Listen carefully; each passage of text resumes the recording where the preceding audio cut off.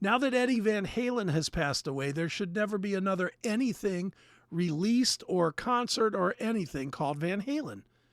Quite honestly, with Dimebag Darrell being dead, there should not be anything out there being called Pantera.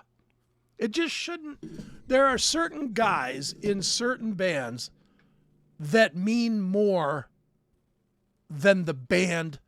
I know most of the time when we talk about this shit, we always talk about band versus brand and that the brand is more valuable than the band. I think the band, the brand Van Halen has almost no value without Eddie Van Halen. Do you agree with that? Yeah, I agree. And I think Aerosmith has no value without Steven Tyler. And to be honest, I don't think Pantera has any value without Dimebag Darrell. I mean, it has concert value, but I mean, and the saddest part is if Steve Lukather said he would go out and play these songs, people would go. What do you think a tour with Alex Van Halen, David Lee Roth, Michael Anthony, and Steve Lukather would do? I think it would sell out sheds. I think it would do fine. I think it might even be a stadium tour. But it shouldn't happen. Just like right now, I'll point to one that is mega huge, that is an embarrassment. The Eagles. The Eagles should not be playing the biggest venues. They should not be having residencies at the Sphere. They should not be playing as the Eagles. The Eagles are dead. Like legitimately dead. They're either dead or not in the band anymore. You know, Glenn Frey, I'm sorry, but Glenn Frey was a cornerstone of that band, in my opinion. Do you think he was? Or yeah, well, I mean, it really does boil down to Don Henley and Glenn Frey. Yeah. But I think a lot of people, because Henley had a bigger solo career, think that Henley was the more important player. I don't think so. I think Henley was, or Glenn Frey was at least an equal, if not more valuable, because he wrote so much more than Don Henley did. I don't know. I keep seeing these things pop up. All of this bullshit that just should not be going on anymore. Van Halen is dead. Both the guy and the band. So let it go. Just let it go. Be happy that you have had that career. Enjoy your $500 million. If you want to make music with the songs from your brother, make them and keep them for yourself. The public doesn't need to hear every fucking beat you ever put on a drum. You know, we got Randy Trask and the Buds coming up to take your place. Yeah, there's no reason to have another guitarist come in and finish your brother's work. No.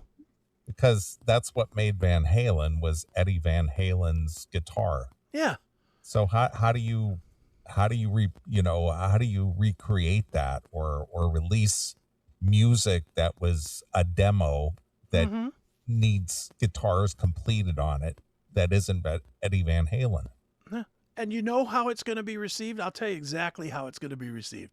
Here's this new song that was a Van Halen demo that has now been finished by Alex Van Halen. Everybody's going to listen to it, and they're going to listen right to the guitar part, and they're going to go, that doesn't sound like Eddie Van Halen.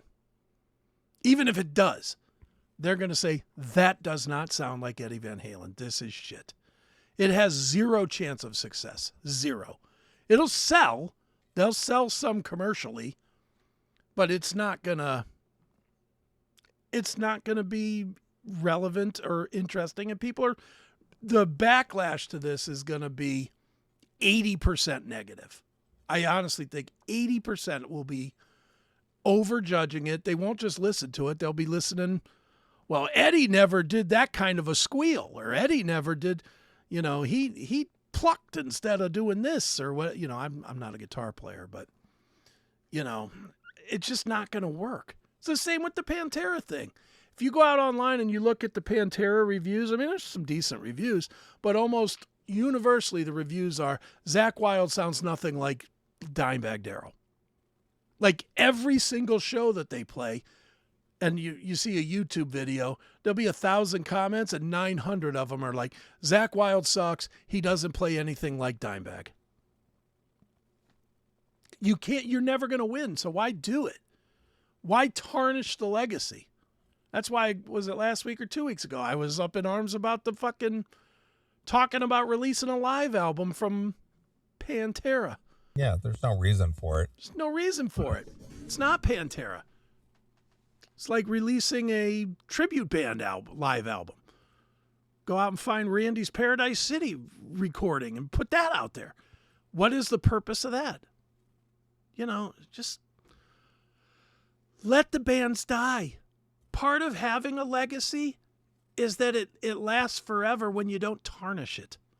And all these guys at every level are tarnishing their legacy. Think about all the big bands right now. They're all tarnishing their legacy. Van Halen, Bon Jovi, Pantera, Aerosmith. Is there anybody that was big, that was huge? Motley Crue. Is there anybody that was big in the 80s that is not out there doing damage to most people's memories of what they were?